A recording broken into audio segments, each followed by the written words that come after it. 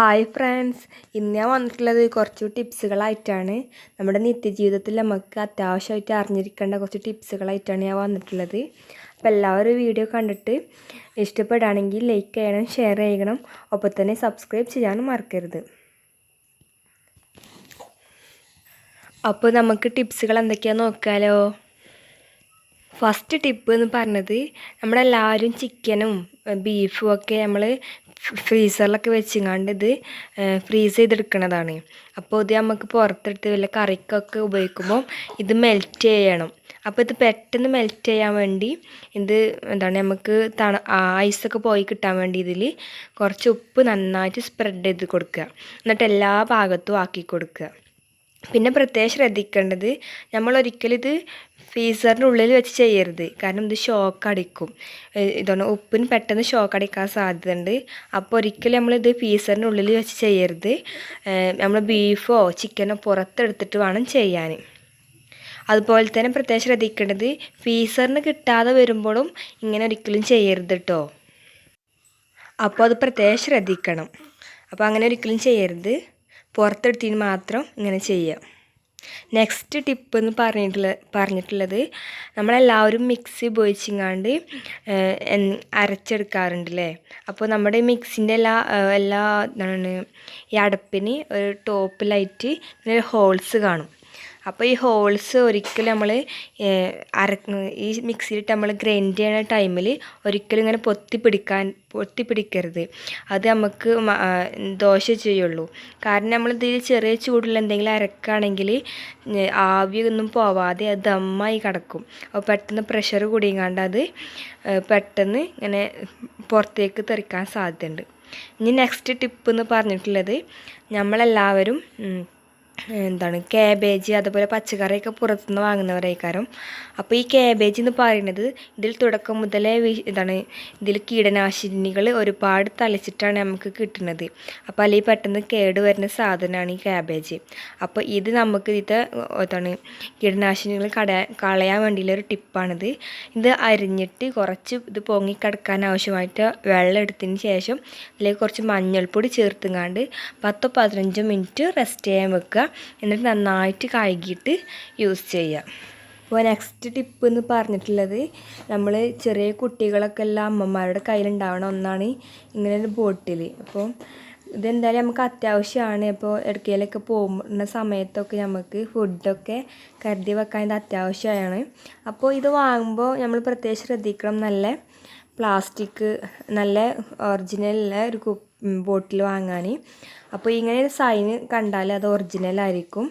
ഇനി അത് നമ്മൾ ഫസ്റ്റ് ടൈം ഉപയോഗിക്കുന്നതിന് മുന്നായിട്ട് നന്നായിട്ട് ഒരു കുറച്ച് വെള്ളത്തിലിട്ടാണ് നന്നായിട്ട് തിളപ്പിച്ചെടുക്കണം. കാരണം ഇതൊക്കെ നമുക്കറിയില്ല, ഇതൊക്കെ ചിലപ്പോൾ റീസൈക്കിളൊക്കെ ചെയ്ത് വരുന്നതായിരിക്കും. അപ്പോൾ ചെറിയ കുട്ടികൾക്ക് കൊടുക്കുമ്പോൾ ഇതിൽ പലതരത്തിലുള്ള അണുക്കളും കേടുപാടും പ്ലാസ്റ്റിക്കിൻ്റെ കേടുപാട് തന്നെ ഉണ്ടാവും. അപ്പോൾ അതൊക്കെ ഇങ്ങനെ പോയി കിട്ടാൻ ആദ്യമായിട്ട് ഇതൊന്ന് തിളപ്പിച്ചെടുത്താൽ മതി. നന്നായി തിളപ്പിച്ചെടുക്കുക. നന്നായി തിളപ്പിച്ചെടുക്കുമ്പോൾ തന്നെ നമുക്ക് നല്ല പ്ലാസ്റ്റിക്കാണെന്ന് അറിയാനും പറ്റും. നല്ല പ്ലാസ്റ്റിക് ആണെങ്കിൽ ഇത് ഉരുകിപ്പോവില്ല. മോശം പ്ലാസ്റ്റിക് ആണെങ്കിൽ ഇത് തിളപ്പിച്ച് ഇതാക്കുന്ന സമയത്ത് ഇത് ഉരുകിയൊക്കെ പോവും. അപ്പോൾ കണ്ടോ, ഇപ്പോൾ ഒരു കുഴപ്പം ഇല്ല. അപ്പോൾ ഇങ്ങനെ യൂസ് ചെയ്യാൻ ശ്രദ്ധിക്കുക. ഇപ്പോൾ നെക്സ്റ്റ് ടിപ്പ് എന്ന് പറഞ്ഞിട്ടുള്ളത്, നമ്മുടെ എല്ലാവരുടെ വീട്ടിലുണ്ടാവുന്നതാണ് ഈ സിങ്ക്.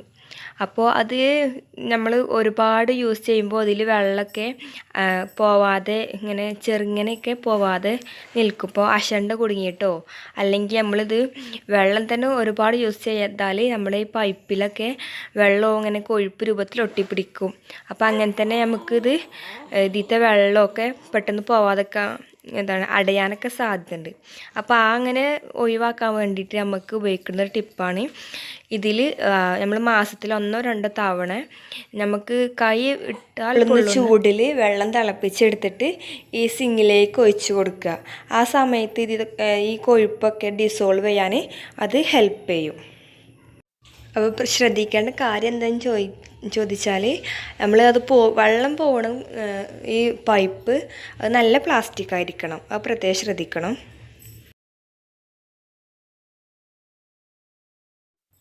നെക്സ്റ്റ് ടിപ്പ് എന്ന് പറഞ്ഞിട്ടുള്ളത് നമ്മളെല്ലാവരും കത്തി ഉപയോഗിക്കുന്നവരാണ്. അപ്പോൾ ഇതുപോലുള്ള ഇരുമ്പ് കത്തി ഉപയോഗിക്കുന്നവരാണെങ്കിൽ നാരങ്ങ അതുപോലെ ഉണക്കൽ മീൻ ഒക്കെ മുറിക്കണ സമയത്ത് ഇതിലുള്ള പുളി അംശവും ഉപ്പിൻ്റെ അംശമൊക്കെ കത്തിയിലൊക്കെ വരാൻ സാധ്യത ഉണ്ടാവും. അപ്പോൾ അത് പെട്ടെന്ന് കത്തി തുരുമ്പിക്കുന്നതിനൊക്കെ കാരണമാവും. അതുകൊണ്ട് നമ്മളിത് ഇങ്ങനെയൊക്കെയുള്ള ഐറ്റംസ് മുറിച്ചതിന് ശേഷം നന്നായിട്ട് കഴുകിയിട്ട് ഒരു കോട്ടൺ തുണി കൊണ്ട് കഴുകി വെക്കുക. ഇനി നെക്സ്റ്റ് ടിപ്പ് എന്ന് പറഞ്ഞിട്ടുള്ളത് നമ്മളെല്ലാവരും നാരങ്ങ വെള്ളം കലക്കി കുടിക്കുന്നവരല്ലേ. അപ്പോൾ ഇങ്ങനെ നാരങ്ങ വെള്ളം കലക്കുന്ന സമയത്ത് നമ്മൾ ഫസ്റ്റ് ടൈം കുറച്ച് പച്ചവെള്ളം സാദാ വെള്ളം എടുത്തിട്ട് അതിലിട്ടുകൊണ്ട് പഞ്ചസാര നന്നായിട്ട് മെൽറ്റ് ചെയ്തെടുക്കുക. എന്നാലത് പെട്ടെന്ന് മെൽറ്റ് ചെയ്ത് വരും. അല്ലാതെ ഒരിക്കലും ഐസ് വെള്ളത്തിൽ തന്നെ ഇട്ടുകൊണ്ട് പഞ്ചസാര മെൽറ്റ് ചെയ്തെടുക്കരുത്.